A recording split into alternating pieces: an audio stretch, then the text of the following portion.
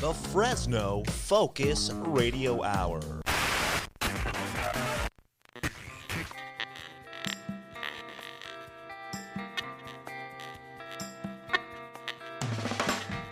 This is the No Focus Radio Hour.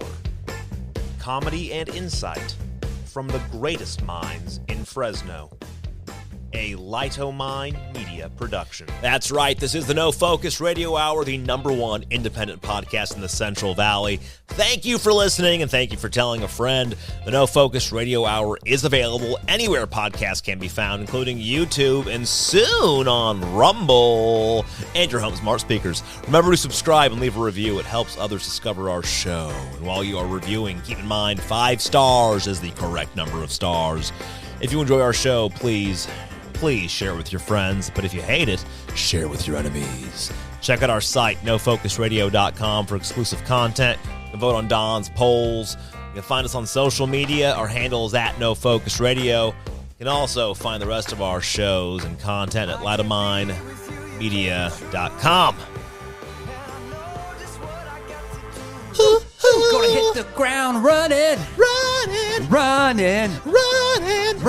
just as fast as I can. Gonna hit the ground running to my favorite podcast. Woohoo! Sorry, was it quiet? Quiet Was in I your on? ears? Is this thing on? Excuse You were me. on. You're on. You're loud. You're hot. You're hot. All right. You're hot. Was this thing on? Excuse me. This is the No Focus Radio Hour, the #1 independent podcast in the Central Valley. It's made for those who live in the Central Valley, for those who miss the Central Valley, for those who long to live in the Central Valley, and for those who Love their PG&E bills in the Central Valley. Boy. Speaking of which, I have a story about that. Yeah, we'll get to that. Yeah, my gosh. That's, yowzers. Hey, I am the doorman, by the way. Oh, yeah, sorry, guys. You might have heard and our you singing. They call me Johnny Knobbs. Johnny Knobbs. And let me ask you a question. Do you know why they call you that? I do. Is there an explanation for that? It's a true story. Once upon a time, there was a young boy named Johnny who lived in a small town. He was known for being a bit of a troublemaker, always getting into mischief and playing pranks on his friends and neighbors. One day, while exploring an old abandoned building on the edge of town, Johnny discovered a box of old doorknobs. He became fascinated with the different shapes and designs, and he would often spend hours tinkering with them, trying to come up with new and creative ways to use them in his pranks. As he grew older, Johnny's love for doorknobs never waned, and he even started his own business selling and restoring vintage knobs. He became known as Johnny Knobbs to everyone in town, and the name stuck with him for the rest of his days. Wow. Despite his mischievous past, Johnny's passion for doorknobs led him to become a respected member of the community and a successful businessman. He even passed on his love of doorknobs to all of his children, who continue to run the family business to this day. Nice. And so that's how Johnny got his name, Knobbs. And he was known as Johnny Knobbs in the town forevermore. People would go out and shout, "Johnny Knobbs!" And he would say, "Hey, everybody, calm down and turn down the volume." It's a true story about me. True story about how. True story from. That was written by my good friend ChatGPT. For those of you out there, it's always just writing really bad. Hey, those are some good ones. I They're like pretty them. good. They're all becoming very similar, though. Yeah. You know? Well, yeah, I know that one. I was like, wait, was that like the last one? I feel like they can't get out of this rut. They're kind of they're kind of in a rut there. Hey, you know what? I kind of cut you off, and I know you were going to explain that our song sounded a little funny because why? Oh, there's only 2 of us here There's today. only 2. That's right. This is another one of those famous Eric and Max shows. Yeah. Or Doorman and Knobbs. The doorman and Knobbs. That's actually a good name. That's a good name for That sounds like a cop show. I was going to say, it's like an 80s cop movie. Yeah. Doorman and Knobbs. Knobbs and the doorman. It's pretty good. Yeah. I want to bring this up. Did you see this article about? Actually, let me see if I can find it right here. I don't think I have it in the show notes. I'll have it. Is it about doorknobs? I will have it because I always have facts in the show notes. That's right. It's like Don says, always just the facts. Just the facts. Just the facts. Here we go. Okay. Did you guys see this? So over the last, let's get this facts right. 2023. I heard about this. You guys see our electrical bills over the last 2 years have gone up 49%, I believe. Has it been that much? Yeah, or 3 years. I'm sorry. 39% in the last 3 years. Wow. 39% just since 20. So since the start of COVID, it's gone up 40%. That is bananas. So that's pretty rough. However, guess what, folks? from that point, 40% from the time in 2020.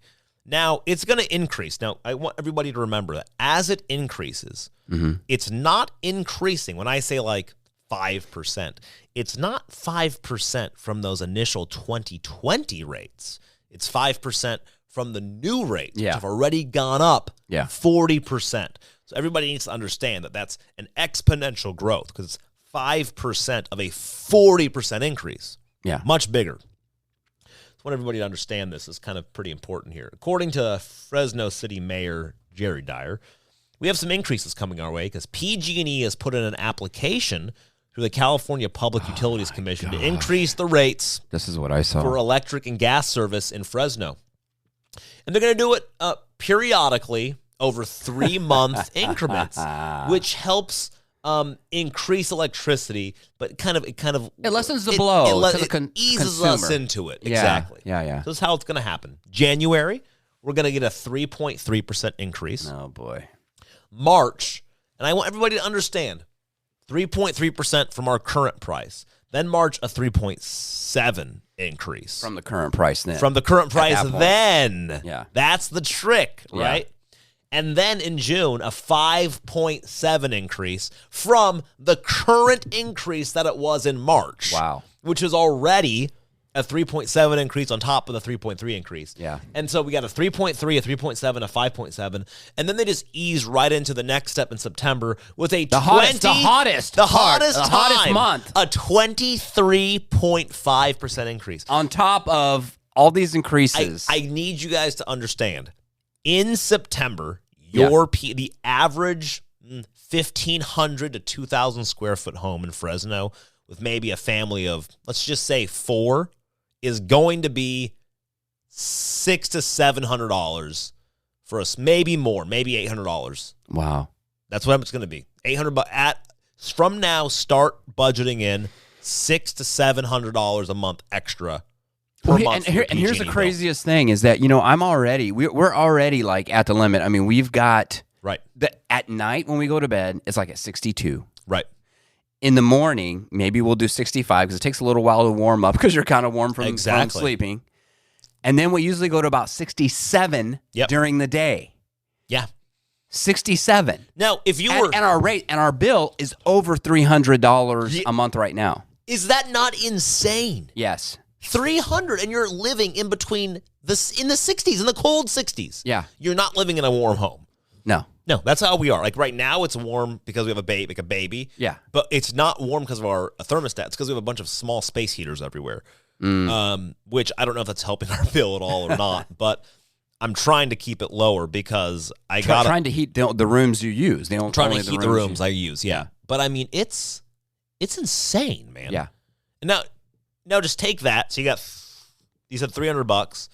That's right now. Now imagine when you're trying to cool your house. Right now you're trying to heat it by 20 degrees, maybe. No, by like 10 degrees. You're going to have to be cooling it by 30 degrees in the summer. Yeah. So 300, that's going to be just in the summer at the current rate. You can imagine 500 to 600 maybe. 500. Wow. Now increase it by essentially 24%. You're at $700. I don't know how. I honestly don't know how. I'm already going, what? I was telling Bree, I was like, I don't know if I should get like a wood fireplace, like a fire pit in my living room, and then like install some sort of piping that goes up my windows. Oh yeah, like a wood stove. Like a wood stove. So the old fashioned that just goes right out the wall with a pipe. I'm thinking about getting a wood stove that just blows smoke through my wall because I don't know how to heat my house. Yeah, or now what about cool it? See, that's the problem. And then the cooling it's going to be in the summer big because issue. that 25% is going to hit, or 23% the summer in is the going summertime. To be miserable. It's going to be miserable. That is. I'll tell you right now, this studio will not be being used because I won't be running that thing 24/7. So, guys, it's been fun. But this is probably our last podcast. No, you know what? No, we're not going to give up that easy. We'll just have to be up at 4 a.m. Yeah, we will.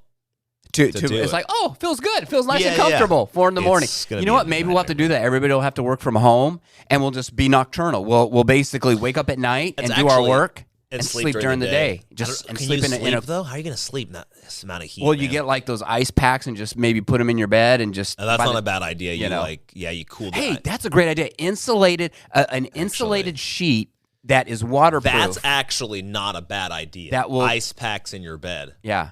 Think about it. They used to do that in the old days, right? And that's why there was a lot of fires. In the olden days, they had those. They had those. They were cast iron. They would put all the hot coals in them, and they'd put them, shove them in the mattress to get the bed warm. Yeah, we're talking in the olden days. Yeah, and maybe we'll have to do that in reverse. We'll get ice packs and shove them in there. Actually, not a bad idea. Yeah, ice packs underneath. It just came to me right now. There's a thin layer between like the mattress. Yeah. And then you have it insulated to where you don't get the moisture, but you get the coolness. And maybe you probably have something that radiates the cool too, right? They have the technology. Yeah. Another way I've heard, or you could sleep in one of those real good. They're not igloos, but what are those real good ice chests that like last for? Like a Yeti. Yeah. Sleep in a Yeti. Like 3-4 days. Idea. Yeah. Throw some ice and sleep, snuggle inside a Yeti. I'm thinking like like when you're cold in a wetsuit. You like peel over yourself. Okay. I'm thinking, what if, when you're hot though, too, you can peel over yourself, and as the water, as it evaporates, you have an evaporative cooling. So that's another way to do it. Well, I'll tell you, that may be what people go back now. In the olden days, the other olden days, not too long ago, a lot of the homes in the valley had evaporative coolers. Right. And that's how they survived. Yeah. And they don't work that well when it gets past 100. Right. But it still gives you something, and it's a cheaper way because you just got to run the fan, and then you're running the pump that just runs the water through the filter up there. It's not like running an air conditioning unit. So you're losing less, still using electricity, but less electricity. Less electricity. Now, the thing is that we have to remember, though, is all those old homes, too, had a lot of mold because you're putting a lot of moisture in your home. Well, you got to, it's all give and take. Yeah, black mold. Yeah, well, Yeah. Hey. I have an evaporative cooler, right? We use it in the studio sometimes when it gets really hot. I might bust that thing out at some. But what you do is always smart about it. You just keep the windows open. And you just blow that evaporative cooler to the house. Yeah. But when it's so hot, though, that evaporative, even though you got that cool wind coming in with the moisture, it doesn't do anything. What I mean by is you're not going to get black mold. That thing's going to evaporate. Yeah, it's going to evaporate. It's not like, the mold has to sit around. So, no, I think you'll be fine. This is shocking. I don't know. At this point, maybe Californians are going to have to move to a cooler state in the summer. Seriously, I don't know how people are supposed to do this. How are we going to survive as far as money goes? You got inflation's already going up. Yeah, I don't know, but this is what I'm going to tell you right now. I'm going to send you a link, everybody. It's in the show notes. You can, I don't know what, I honestly don't know this is going to do. Dyer is trying to help out. He says that even if the costs of gas and electricity are going up on PG&E, that shouldn't be a burden to the customers. So he's saying, I don't know, you can file a complaint. The link is in the show notes. Well, Public Utilities Commission. Here's what I don't understand. Why is it going up that much? So PG&E, I think honestly, I'll tell you what it is. They say, let's see here. Because I don't understand. I understand. Yes, they're always going to say it's they've got to upgrade the equipment. I think it's because they have to pay all these. They're saying this. Long statement. Court My cost. God. Providing safe, reliable, and affordable energy to our customers and hometowns is our most important responsibility. PG&E does not control the market prices for gas and electricity. And like other utilities, PG&E does not mark up the cost of the gas and electricity that we purchase on behalf of our customers. We know that any proposed increase to our customers' rates and bills can be challenging. We will continue to support our customers with a variety of rate plan options. Residential customers may soon see some bill relief through a statewide climate credit. Jeez. California, you voted for a climate credit. Oh, this is cool, actually. So they're going to, above and beyond that, we're having higher taxes because we're giving everybody $91.17. Oh, nice. That's going to be great. That's really going to help us out in those summer months. PG&E supports that proposal. Well, of course the PG&E supports it because they know they're getting 91 guaranteed money from our tax dollars. Additionally, nearly $207 million in debt relief will be distributed to qualifying PG&E customers in the form of bill credits through the California, I don't even know what that word is, arrearage payment program. And where is that at? Oh, arrearage. Is that what that is? Yeah, arrearage. Is that a payment word? Program. It sounds like arrearage. It sounds like a made up word to say an area. Is that a word? I've never heard it before, but it looks like arrearage. Arrearage. Oh, arrearage. An amount of money that is owed or should have been paid earlier. Oh, I see. Wait, can we click on that? How do you say that word? Can you hear it? I can't hear it. I can't hear it either. Here we go. That was my fault. Here. Uh-oh. I can't hear. Oh, here it is. Okay, are you sure? Are you messing with me? I got it. Are you just messing with me? I got it this time. Arrearage. Yeah, arrearage. Oh, arrearage. Okay, it's like arrears. It's like you'd say arrears, right? That means, something that's owed. Arrears. Okay, that makes sense. Sorry, that makes sense. It looked like areage, like an area. Yeah, that was weird. So, anyways, so... Oh, this is nuts, dude. No way. There's no way. So that's it. Essentially, they're saying prices of electricity have gone up. And I'll tell you why. Do you guys know why? We've talked a little bit about this on the show. Can you guess what maybe? When you said you guys, I'm like looking around. I'm like, wait, do you see somebody I know? I'm looking around. You're talking to. I know you're talking to the fans out there. The fans, yeah. Yeah. Okay, so go ahead. Why are energy costs increasing? I'll tell you. Why. Okay. It is increasing because we are continually getting rid of the cheap energy that we have. Well, yeah, of course. Our hydro energy is getting torn down. Our gas and coal, our natural gas. Instead, we are using much more expensive wind energy, which, by the way, doesn't produce enough. So then we have to, as we've talked about, I'm sorry for getting on this again, you have to then use a bunch of gas and coal to start those windmills up. Yeah, to get them going. And build separate coal-powered or gas-powered stations nearby so energy can continue going.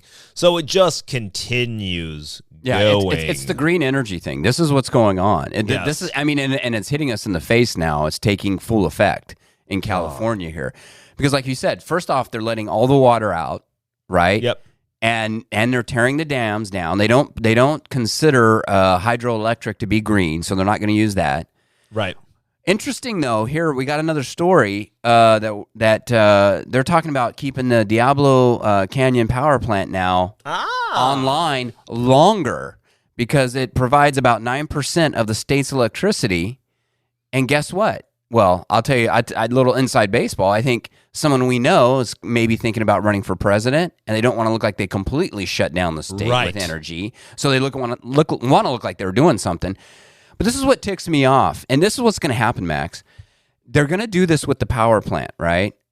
Well, maybe we should talk about the power plant first before I get into what ticks me off about it. But I think what they're essentially doing is they're giving PG&E a little bit longer lease, so they're letting it run longer. It was supposed to be closed, I think, in 2025 or something? Something like that. Yeah, I could pull it up right now. If we get the article. It was supposed to be closed, but now they're like, well, it might be open for another, I think they said, 10 or 20 years. Media the normal review to keep its nuclear power plant humming. Let's see here.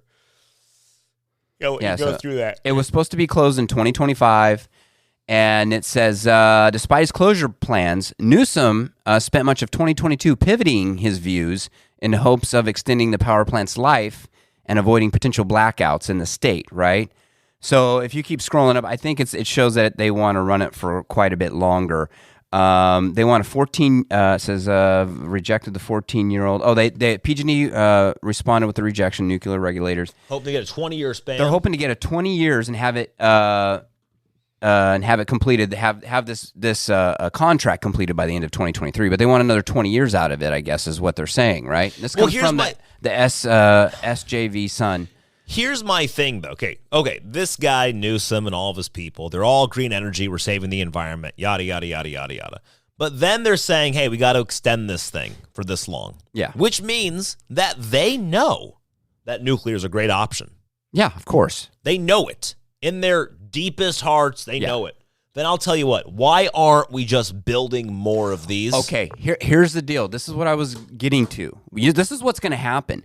This poor power plant is so old, and they're going to Band-Aid it to keep it running. It's going to have a meltdown. There's going to be an accident. Then they're going to turn around and say, look, yep, everyone, nuclear is terrible. We told you, you forced us to keep it open. Yeah. And then shut everything down. And we're all going to be saying, no, time out. We did not say keep. Well, we've said build more. We want more power plants. We should have had probably 3 or 4 of these already now, like ready to be put online right now. Yep.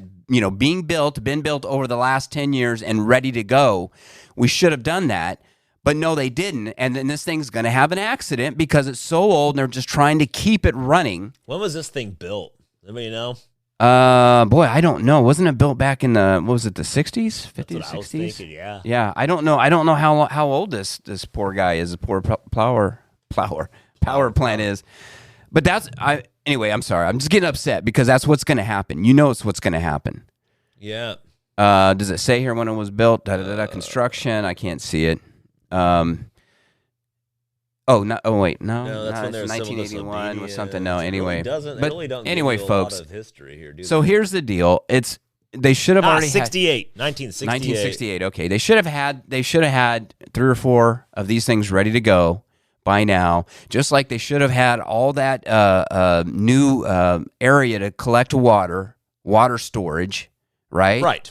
It's the same thing every stinking time. They let the water run out, and then they say there's a drought, which we have another story where they're still saying there's a drought because they let all the water go, and it's like, oh, I don't know why. It's a drought. It's just a drought. It's an emergency.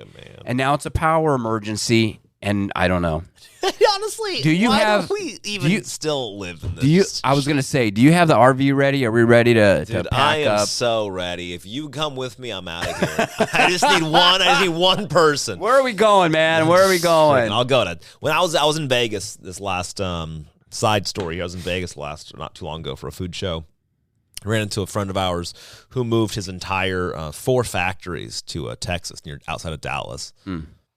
And he grabbed me by the shoulders and he said, "You have no idea how good it is." No. And I said, "Oh."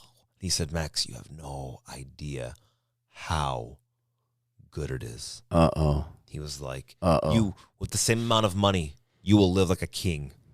He said, "You know how much I pay for kilowatt of electricity for his business?" Keep in mind, what we're paying right now at our business, like 45 cents. What is it? Fresno cost per, is it kilowatt hour? It's currently it's 31 cents. 31 cents here. Basics. That's the basic rate. So at a business, once you hit, which is going up. Yeah, and once you hit those tiers, you're always at like tier 3. So you're like 46 cents, almost always.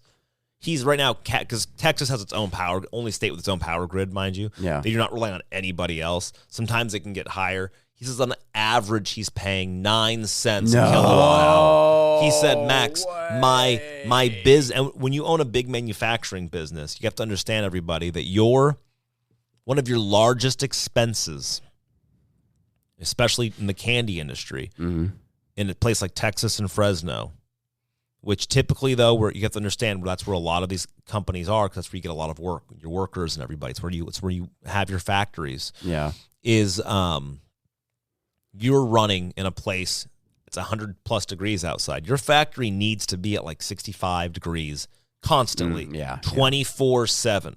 And that's not just like a home with a couple of bodies. You have 200 people in there raising the temperature. You have machines, tons of machines giving off heat.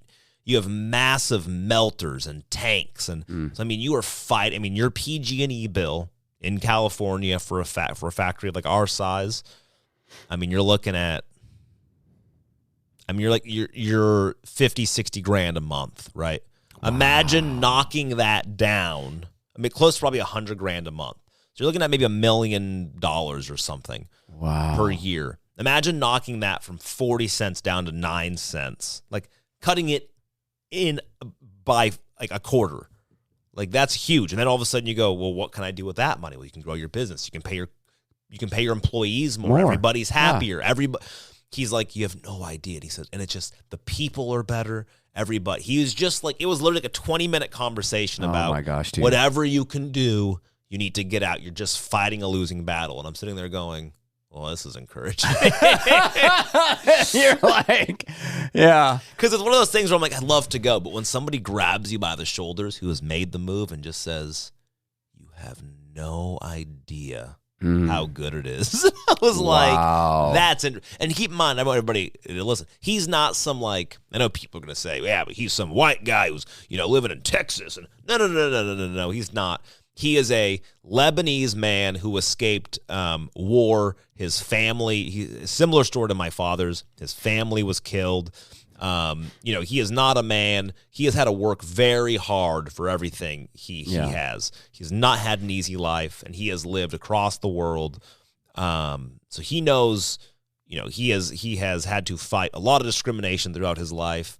So, and he moved to Texas, where everybody says, oh, it's a bunch of, conservative rednecks who hate whatever. And he says, you have no idea how good it is. So, I've heard, and that's the thing, I've heard that actually in Texas, not from people that have lived there, they said, I mean, the people are really nice. Now, in the areas they've lived, that they're actually really nice and really accepting. It's not like this backwards place that people try to paint it. Yeah, I think it's pretty awesome, man. People seem to like it. And you were I'll tell you what, man, that's big coming from you, because I remember when we've talked and joked about moving before with the crew here, I know. You were like the most hesitant, the last one, you're like, no, I'm going to stay. My family's here. I'm here. I won't move. I mean, if I could get my family, if I get half my family, if I can get the half I like, if I can get one part of my family, if I can get the person I like in my family to move. Just kidding. No, yeah, that's I don't. You know what? I'll tell you that is the scariest thing. Listen, I've lived in this valley my whole life, and that's why we do this podcast, because we do love Fresno. We love the valley. And I love California as a whole, as a state, not the politics. But that would be the hardest thing for me. But you know what? I'm like the last. I'm like you. I would probably be the last in line to leave. I mean, I don't want to leave either. And we have family obligations. It would be tough to get out of here. But I'm looking at that PG&E bill right now, that article, and I'm like, I'm not going to be able to afford that. There's no way. It comes down to, how do you provide a livelihood for your family? It's like, am I going to just be working my butt off all day, every day, so I can keep my daughter warm? Like, no. I didn't like spend time, money, energy, expenses, fight battles to like help build a business and employ 200 people and do all of these things, so I can't afford my PG&E bill. I'm like, I'm on the other side. I don't have my business of my own, but I'm on the other side and saying, listen, I just want, I have a job. My wife has a job. If we're going to sit there now and all of our money, we're not even going to be able to keep up with that PG&E bill. Keep up with it. And then if you think about like you're going, then you go and you say, hey guys, I need a raise because life's expensive. And your business is going to go, believe me, we know. I mean, my God, guys, hospitals are going bankrupt right now. Yeah. We're at the point where hospitals are shutting down because they can't afford things. Well, and they're paying, and think about this, they want to pay fast food workers $25 an hour. Yeah, they're gone. So anything that you make above that, let's say you've worked for years and you make make a few bucks, you're not super rich, you just have enough to, enjoy time with your family and this and that, it's all gone. It's all gone.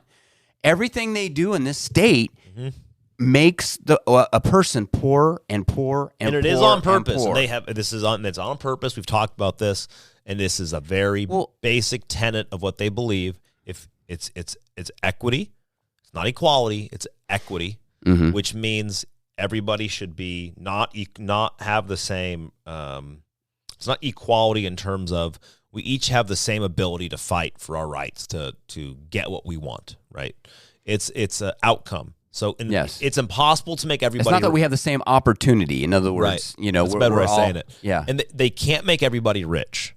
No, what they can do is make everybody poor. That's what they're doing. And then you think about they just came out with that. I'm not sure if it went through or it's going to go through. Where Newsom's talking about now taxing the rich even more, right? Which is basically means everybody is going to be moving to Texas. Everybody's going to move, and who's going to pay those taxes? Yep. Isn't it the top 1% in California? Don't they pay like 60% of the taxes or something like right now? Yeah. So if they leave, if that 1% is gone, who do you think is going to pay that? There's going to be nobody left in this state, right, to pay that tax, and they're going to come after you. And you think your PG&E bill is high then? I mean, yeah, I don't know, man. I don't know. It's top scary. 1%. Yeah, there it is. Yeah. What does it say? The richest 1% of California taxpayers pay the largest share of California taxes, and I have to dig through this to see. Well, and that's the thing. They always say, and the politics of it is, let's, we need to vote for that, so we need to get those evil rich people, right? Oh, here it is. This is from KQED, which, by the way, is a not a. I'll put it nicely. I'll say it's not conservative. It's a San Francisco-based public radio station. Oh, okay. Yeah. California's top 1% pay over half of the state's income tax. Yeah. Close to 60%. That is massive. Yeah, but see, then they rile people up and they say, well, let's tax the rich more. Keep in mind what people think about. That is your schools, prisons, social programs, health programs, food programs. All of that is 1% of our. Yeah. Then when they get fed up and they leave, guess what? Guess what your PG&E is going to be then? Your PG&E bill, right? I mean, because it'll be the taxes on the energy. It won't just be because of PG&E at that point. Think about the taxes on your food, right? The taxes on your gas, everything. I don't know where this is going to lead. I'm really before we've talked about on the show a lot about this kind of stuff, and we've always kind of just and I'm really getting nervous now. You know what I mean? It's like it's getting to a point where I'm like, okay, it's rough, man. Yeah. Well, if you go, I'll tell you what, you go start the factory. I'll help you. I mean, I'll work for you. No, I'm saying, man, if I can get a business over there, you could probably pay me what I'm making now. Yeah. And in Texas, like you're saying, I could live like a king on what I'm making now. You could be paid. I'm not a rich man. You could be paid less and be living better than you live now. Yeah. Yeah. Yes. Oh my gosh. I was looking at just for kicks, just for fun. I was looking at if I sold my house right now for what it's worth. I'm gonna put this thing in the show notes really quick because I want to make sure once again, YouTube, that you can't call me out for lying. Once again, this is not me who says this. This is KQED. If for some reason I'm wrong, look to them. These are journalists who apparently we should trust. Yes. That never have any disinformation. Right. I like going to just for kicks. This is called, here's got a new segment for you. Uh-oh. That's a rim shot. Here we go.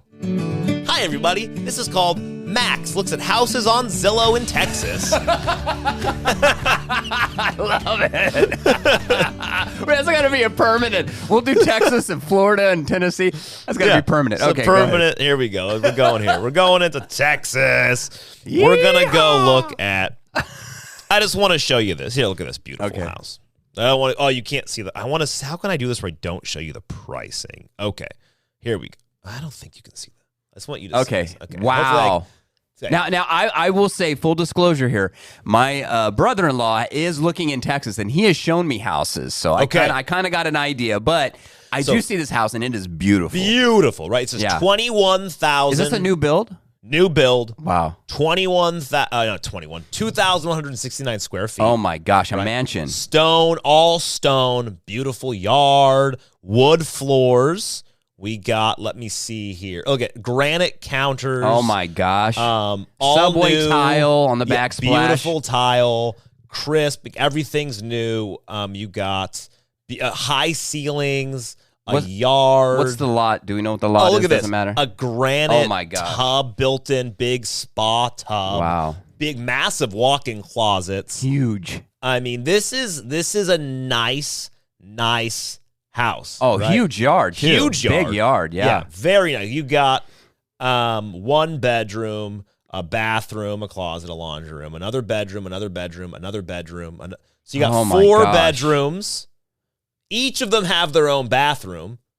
4 bedrooms, 4 bathrooms, pantry. Nice house. Okay, right? that house is big enough that we could actually combine our families. Right. Yeah, it's very nice. Yeah, and split the mortgage. I would do it. I would do it with you. My house, I'll tell you right now, my house is smaller than this house. Yeah. My house was built in 2008, so a lot older than this house, which is brand new. Yeah. You could almost say it's, what is that, almost 2008 till now. How many years is that? I'm not good with math. Well, that's like, 10 to 18, and then 19, 20, 21, 22, 23, so about 15 years? Yeah, 15 years, exactly. Yeah. I got a 15-year-old house. Okay. My house on the market now, right, which is not nearly as nice as this house, is... and mind you, the market's kind of... In California, it went down a little bit, right? Okay. Right now, it's still high. Got to think 465,000. Is it really? Which is ridiculous. It should not be. Oh, sell this thing, man. I know, but then I can't afford anything. That's my problem. Well, no, in Texas. Well, this beautiful house in Texas, right here, 385. That is nuts. 385. It's in Tulipan Springs in Humble, Texas. I don't know. I don't know how humble Texas is to live, but I don't even care, man. Look at it. It's by a lake. It's gorgeous. Yeah. I mean, that's the kind of prices that you're looking at and that's in like a nice. Where is Humble? Where is that, by San Antonio? Where is that? Let's go. Let's look up again. It's over. Let's see. Extend the map. Let's see. Not far. Oh, it's right near Houston. Houston. It's right near Baytown. You're near the bays. You're near water. Wow. I mean, look at this. This is the kind of stuff that I'm talking about, man. Yeah. Like, look, this is 5-bedroom, 3-bath, 3,000 square feet. Wow. And it is literally on Lake Houston. Like, I'm talking on Lake Houston. On the lake, right there. You're right there. Massive yard. It's in your backyard. You got a pool. You have a view. It's a little bit of an older house. Yeah. But inside, crisp, nice wooden floors. It's in good shape. Now, it's a big house. Big house. But I will say you're only paying 9 cents a kilowatt. This is true. To heat this house. So your house is going to be much cheaper. Look at this. What is that? Those clouds on the ceiling? I've never seen anything like that. Ooh, that's interesting. Yeah, there's like clouds. Yeah. They put clouds on the ceiling. So you're talking, this is an older house. This is built in 87. The roof's falling down. I don't know. But ceiling. No, it's not. It's not. It's built in 87. You're sitting on, you got 4 garage spaces. Wow. Oh, you do have HOA fees, but only $60 annually. Annually. You're on over an acre of space. Wow. A lot of land, and it's literally on a lake with a pool. It comes with a 30 by 40 external shop with a loft for extra storage. I would love that. Plus a separate, fully functioning garage apartment with a living room, kitchen, bathroom, and private room, which is not included in the 3,000 square feet. So you have a separate living apartment. Wait, that's actually really cool. So that could be family, or you could actually rent that out. Look at the size of this yard. That is huge. Huge. You got a massive. It's like in the woods. Oh my gosh. And then you have an apartment in your own apartment. I'll live in that apartment.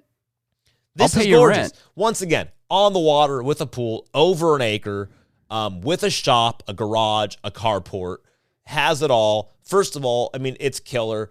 $499,000. I could sell my house and move there onto a lake in Texas, like right on Lake Houston. Wow. So if you look at this. When I say on the lake, that is nuts. Yeah, it's right there. This is 405. 6 bedrooms, 3 baths. 2,400 square Look foot how beautiful home. that is. And that looks like it's redone on the inside. Completely redone. Yeah. Look at that. Oh, this house is killer, dude. That is nice. Wow, it's got a pool. Wait a second. Hey, Bree! You're like, wait, pause the podcast. Wait, this might be, look at this. That might do it. This might be my move, man. Uh-oh. Look, you can come live in your family can come live in the garage. Look at this. This is, wow. This has a port. This has a dock on the lake. Did that one have an apartment or no? Let me see. Walking distance, Lake Houston. I'll live in the garage. I don't care. All granite, butcher block top counters, 5 bedrooms. It has a garage with a suite and a pool house that comes with an additional bedroom and a full bathroom. There you go. That's where I'm going. My family will live there. Wait, that can't be right. Does that say 40-acre lot? No. There's no way. But that's wrong. It's probably 4 acre. No, maybe not. It can't be 4 acres, can it? 4 acres is huge. That's huge. What does it say? This can't be right. Oh my gosh, you better save this one. How big is this lot? It says 40. That cannot be right. Either way, I could sell my house. Look at this. I could sell my house. Yeah. With the money that I have from my house. The equity? I could pay a company to move me in. Yeah. I could be living here with. I mean, you can move your whole. Well, you can move your company or start a new one. I'll just start a podcast company out of out of that pool house. With the amount of money, that would be cool. We could do a poolside chat. With the with the cost of electricity, I'll be new water lines, new water heaters, new HVAC. The amount of money I'm saving. They redid this whole house. I could run a podcast studio for quarter of the and I'll say, because it's on a lake, it's a little bit on the higher side. I've seen homes. My brother-in-law has shown me homes that have been like in the high. Oh, I'd say in the 299 to 350 range. I'm looking in like competitive on the lake areas. If I go a little bit inland, I mean, you're looking at. I mean, this sort of stuff. I'm talking, just so you guys understand. I'm talking 5 bedroom, 4 bathroom, 5,000 square foot homes. Yeah. Like massive homes, new, built in like 2013, 2015. Like, dude, look at this. Oh, like, yeah. Massive. It's a smaller lot, but it looks like you're in a community there. Yeah, massive, like 5,000 square feet. Mansion. They're mansions. Yeah. You could essentially buy a mansion. It looks brand new for the price of my. I could sell my track home in Clovis for. Yeah. If you move away from those mansions, you can buy a house like mine. Actually, 2,500 bigger. Oh than my mine. gosh, that's a nice looking. I mean, it's kind of an odd-shaped house, but odd-shaped house, but I mean 2,500 square feet. That's bigger than my house. Yep, 160 grand. $160,000. Yeah. Oh my gosh. I mean, that's what you're looking at in Texas, man. So like, gorgeous homes for fractions of the price. So, I don't know. I mean, it's pretty tempting. What would be the negatives to... We're turning this into the Texas podcast. Yes. What would be the negatives in living in Texas? What, brown recluse spiders? Is that about it? Outside of not... So, negatives, let's say, hypothetically, my whole family moves there. Yeah. No negatives. That's cool, man. I don't see any negatives with it. I mean, everything's it's cheaper. My taxes are less. So, let me ask you, is that what broke you? When that guy pulled you aside and said, that was a bum me, man. It really stuck in my mind for the rest of the show because I was just sitting there going, this is a shame. He did offer me a job, which is nice. Oh, really? He did. He was a very good guy, and he said anytime. He said, looked at me dead serious. He said anytime, and like a good job, like. Did you tell him I know a guy can sweep floors? Like honestly, tell him like if I didn't have my family here, or even if I was somebody who didn't care as much about my family, I probably would have taken the job. Wow. Because I mean, it's a good job. It's like running a big factory in outside of Dallas. Damn. Probably would have taken that job. I mean, it's really a shame. And listen, and we're talking about this because this is how serious it is. I mean, why does it look like California? Before things would happen in California, and it just happened on the coast. Maybe L.A., maybe San Francisco. All those people are crazy, and they want the high taxes, whatever. Right. All of California is falling apart, man. Falling apart. It is. I mean, it's at the point where I just want to we were just. Like I said, I was in Vegas for the show, And this is a show, and I've mentioned this before. It was in San Francisco for like 40 years. They've just cut that off. It's in Vegas. They've already have it booked in Vegas for the next number of years. In Vegas, I remember people used to be like, "Oh, Vegas was so trash." Have you guys been to Vegas recently? It's like the cleanest city on earth. I haven't been. It's spotless. I didn't see there's no trash in Vegas. It's very they take good care of that place. It's kind of shocking, but I mean, like even in Vegas, you're walking around going, things are cheaper. I'm going, I don't know, Nevada's not bad either. I'm starting to look at. There's a lot of places besides California that's starting to look really nice. Well, and it's not only that too. I mean, think about it. There are plenty of stories, and we'll probably get into them on a later podcast about the homeless crisis, right? Constant homeless crisis. I was coming home on the 99 the other day, and off of one of the off ramps, there's a car in front of me. Pulls off. There's like a guy. Looks like he's a homeless guy, and look like he has some issues. Right. He's out there as the car pulls off. He winds up and looks like he's going to throw something. And at the same time, I'm in the line of fire of this thing. And he throws something. I don't know. And it ultimately, I don't know if it hit the car or not that got on the off ramp. I was hoping it wasn't a rock and he missed it and caught my windshield. But point being here is just that, I mean, everything has gotten out of control here. Right. Taxes, energy, homeless. It's just like it never stops. It's not one thing. No, it's everything. It's constant. And maybe, and unfortunately, maybe that's going to be the answer is that you're not going to change it. You're going to have to move to change. Right. I mean, is that the answer? That's the sad part. This is my home. I grew up here. Right. I love the Central Valley. I mean, oh man. Well, because I also start now as a father, I start thinking, okay, that's different, isn't it? Right. I start thinking, okay, look, I'm 30 something, all right, I can deal with it. I can deal with it, right? Like, sure. But then I go, okay, but you know what? Well, my daughter, who's not even one yet. Yeah. Do I really want to set her up to where when she's 20 something and I'm going, whatever, I'm going to, I don't really care anymore. Like, whatever, I'm out of it. I'm out of the workforce or whatever it is. Yeah. And she's going, but I'm here. Like what? Yeah. She can't afford. This is a true story. My cousin is, people think about Manhattan. It used to be like growing up, I was like, we live in Manhattan. Oh my gosh. My cousin lives in Berkeley, Bay Area. Okay. He's moving to Manhattan because it's cheaper to live there. No way. Think about that. Like live in a world now where people, and he's 20 something, you can't afford. He was like, there's no, you can't afford to live there. So people who are that age are just leaving. So it's like, well, it's tough to think about that. Like I'm going to bring up my girl in a state where, it's going to be her home. And I know that she's going to grow up in a home that she's going to have to leave. She's not going to be able to afford anything. Well, and think about this too. The older you get, the harder, I will say, the harder it does get to leave. Yeah. And the reason being is because, like you say, you have family ties. You have parents that get older, and you have, and it's kind of like, and they're kind of invested in what they have, and they don't want to move, and and so it does make it harder for everyone to go when the older you get. I will say that, but I agree with you, man. I'm looking around too, and I'm thinking of my daughter. I'm even thinking now. It's like, looking at these PG&E bills, even the PG&E bills I'm paying now compared to what I was paying for everything, not just PG&E, everything in this state. Have you picked up eggs recently? I can't. I have picked up eggs. Yeah. Golly. Well, I think, what did you pay? So I got my eggs. I got a 60 count at Walmart. It's 48 cents an egg. I looked at my bill because on a Walmart app you can see because I get What was it for the 48? What was the total? I mean, you said what'd you get? It was 16? A 60 count, 60 eggs. I buy the 68. We get a lot of eggs.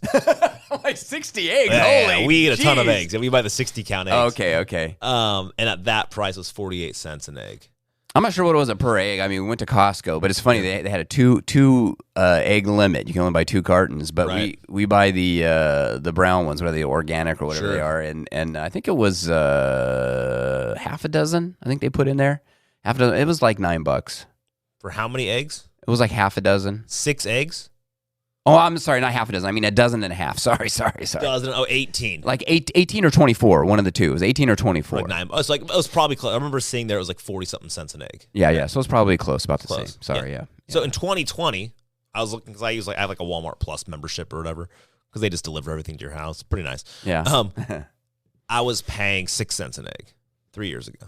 And you're at 48 cents an egg. 48 cents. Wow. Think about that. Think about everything that has eggs in it. Well, and then so my point was that, okay, I want to take my daughter to go to Disneyland. Yep. Oh, that's out of the question. Can't afford it now. Not happening. I want to take her to go see something. Can't do that. Nope. Well, okay, can I take her to the park maybe? Well, I don't even know if I can afford Yep. if I can afford going to the zoo. Honestly, it would be more affordable for you to go to Disneyland if you lived out of California, because the amount of money you would save, you'd have enough money to fly to California and do a trip to Disneyland. Yeah, if I lived in Texas. True story. It would be cheaper for you because you'd have more money saved up to be able to that's a good point. Fly here and take a week-long trip to Anaheim. Wow. Instead, you're going, I can't afford it. Yeah. It's a shame. It's sad. It's pretty disgusting. Yeah. It's a bummer. It's like I was sitting there even in Vegas thinking like, oh, all this stuff, I was thinking about different things. I was looking at like even just like while I was there, because we were there for a couple of days, looking at apartments and stuff in the magazines and the hotels and stuff. I was like, wow, the prices are pretty good. And I started thinking about that too. I was like, my gosh, it would be cheaper for me to like live here and like fly to Fresno every couple, take a $99 flight to Fresno once a week.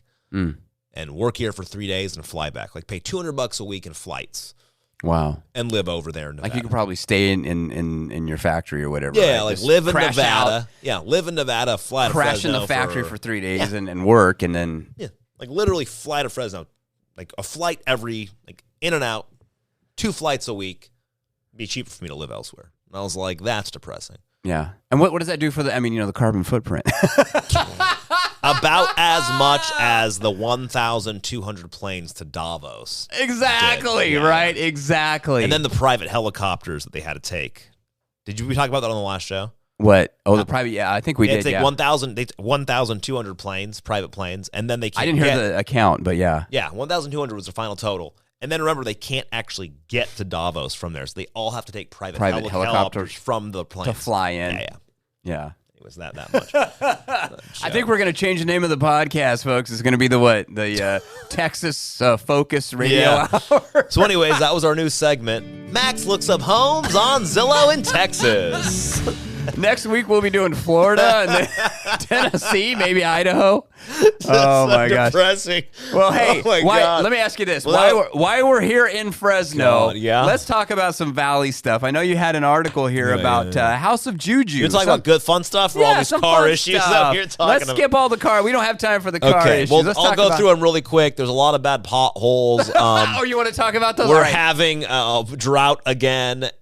California, the worst U.S. state to drive in. Okay, hold on.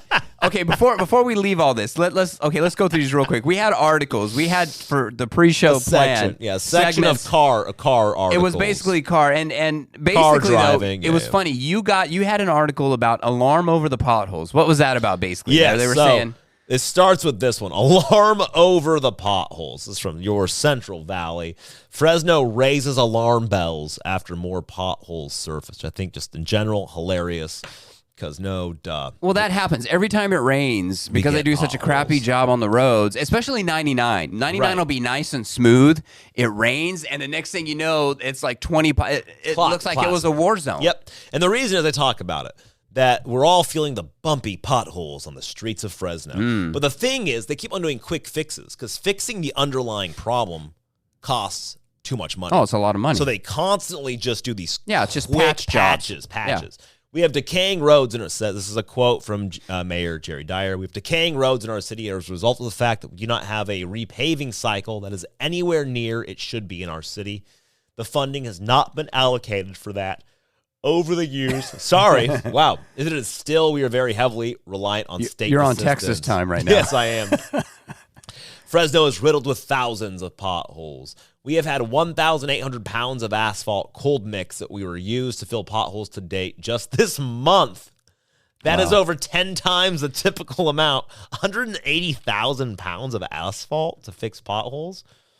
Wow. Well, here what it says is Measure C gas tax and SB1. I don't know what SB1 was, but Measure C, didn't that not get passed, right? I don't know. It didn't get passed this last time. So, they're going to blame now that they can't fix stuff because there's no Measure C money anymore. Right. And I'll tell you what, actually. How about you I got a good way to get money. Stop spending money on stupid crap. On the train. On the train. Don't spend money on the train. Well, here, if you go to the article I had, and it was basically that it listed that California was number 10 on the list here of states with the worst. Wait, scroll up a little bit. Yeah, sorry. You're going to bring it up. My articles. Here we go. It's the one of the worst with the U.S. states with the worst roads. Oh, shocker. So it was funny, and it's from the same thing, yourcentralvalley.com, and they were just talking about how Wallet Hub compared all these different 50 states to find out which one. California is the worst on the list. Yeah, it says California landed in the top worst on the list. So in the top 10, I think California was number 10 as far as the worst roads. We're supposed to be the richest state. God. We have the worst. How much money has been put in that stupid train?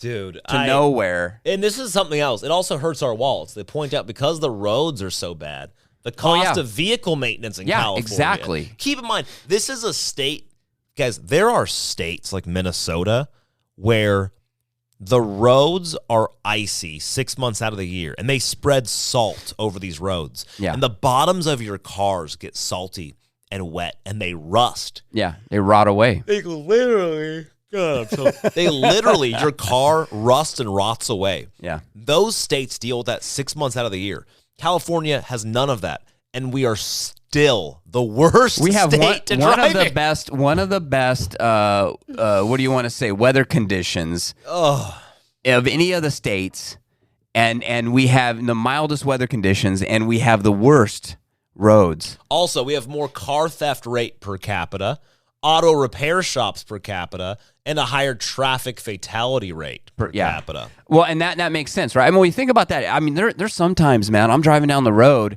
there's a new pothole, just like we're saying, 99. You're flying down there at 65, 70 miles an hour. You don't see this pothole. It hits. I mean, literally, your car feels like it's going to just explode, right there when you hit the thing. When I had my old Bug, I hit a pothole in the 99, and my car just started going janking and jiggling around. Yeah. And my not the rubber tire, but like the rim or the actual tire, the inside, like the big metal. I'm not a car guy. What do you mean, like the steel belts? Goes on. Oh, you're talking about the rim. Like the entire rim completely just crumbled. Really? It was such a bad, my tire busted, that thing was gone. I was like, oh my God. So I had to get towed in. But not only that, it was so bad that my axle was bent. Oh my gosh. From a freaking pothole in the 99. Yeah. Oh, and what do you know? Texas, within the top 7 best states to drive in. Shocker.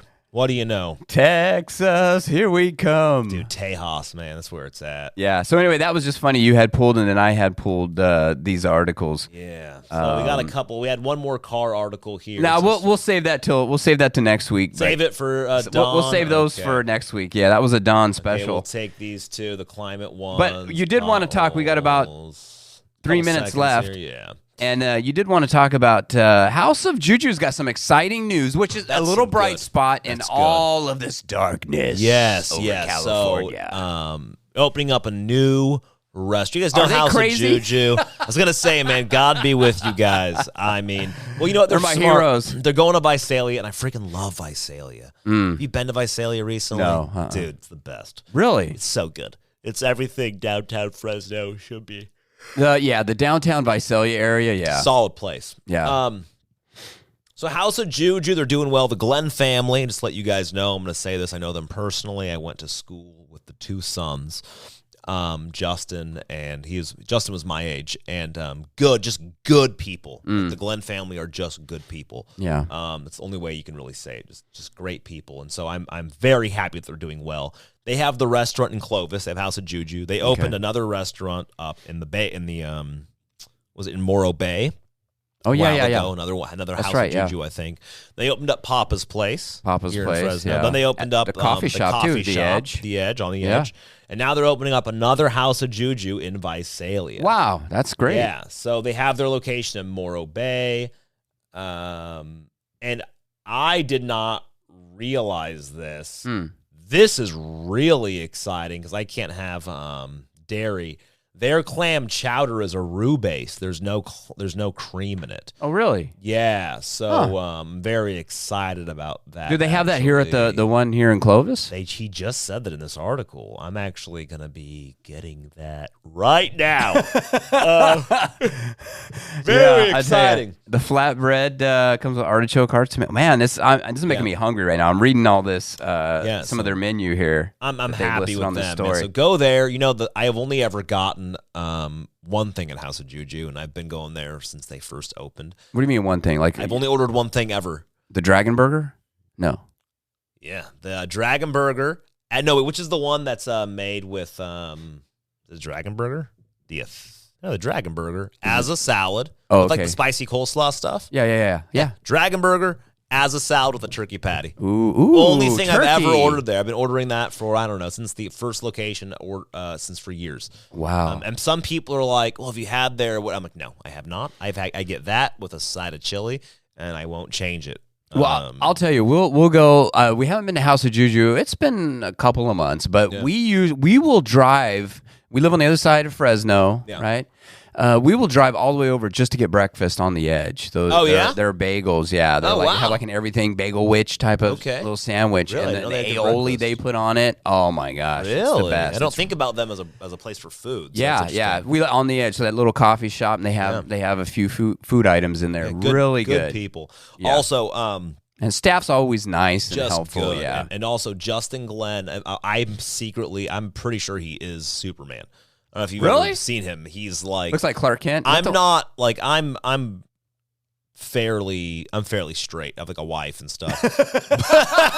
Where's this going? I'm just saying, Justin is a handsome man. He's I think I know what you're talking about. He's a good-looking guy, right? Just like every time I see him, I feel so self-conscious. I'm like, people look like you? Jeez. Yeah.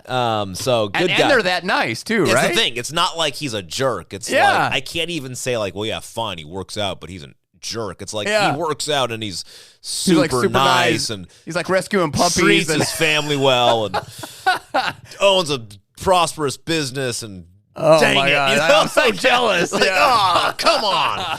Yeah, dude, you're too perfect. He has I'm like, there's got to be something. That's funny. So just go support the Glenn family. Go to House of Juju. On the edge. Justin, what were the other ones? Papa's place. Papa's, and then go to the mall. And Visalia, that may be even fun to drive to Visalia just to do House of Juju. Yeah, it is. Down there. I would do that. And remember when you go in, make sure you tell them. I hope they're at No Focus sent you. That's right. I was going to say, I hope they're in Old Town Visalia. I wonder when they're... I'm sure they would be. I'm sure. I wonder where the restaurant's going to be. Just ask for the No Focus discount. They'll give it to you. They'll give you something. That's for that. Tell them be the bird, but they'll tell give them you we something. sent you. Definitely tell them. No, but seriously, when you go in, no joke, just tell them that we sent you. I hear the magical music. Oh, that's it. Wow, that went by so quick. That went by. I'm telling you, without the other guys, our shows are quick. They fly by. Those guys drag us down, man. Thank you all for tuning in. We appreciate you, as always. Yes. 5 stars, rate us. It really does help us out. And another thing that helps us out, we mentioned on the last show, is money. So if you have even a couple bucks, help us move to Texas. Shoot us a couple dollars at nofocusradio.com. I'm gonna read another here we go. Okay. This says easily the best Central Valley podcast this decade, if not this century. Wow. Shocking how talented these no talent hacks are. Almost as shocking as Dane Cook's new face. Thank you for the review, Jimmy Sandlines. I think that was my mom that wrote that. It's really good. Thank you guys for the shout outs. We appreciate it. Have a great Thanks, Jimmy. week.